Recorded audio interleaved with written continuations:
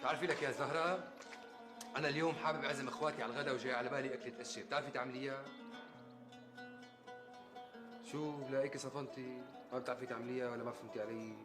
طيب رح أعد لك الحكي أنا اليوم جاي على بالي آكل أكلة قشة، يعني مقادم وسجقات وراس نيفة ولسانات، بتعرفي تعمليها؟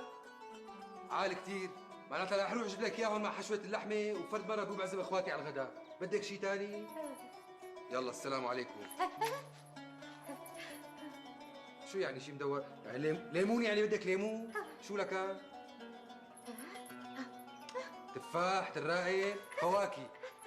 ماشي، شوف شو بقدر اجيب معي وبعدين بجي، السلام عليكم.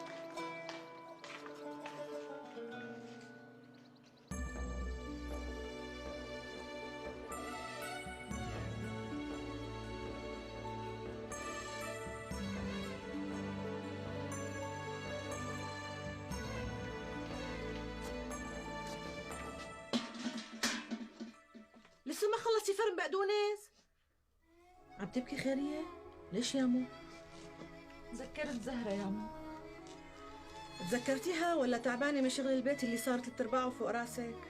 ايه لا يا مو، اللي بيسمعك بيفكر انه زهرة كانت حاملة كل شغل البيت فوق راسها. لكن شوفي،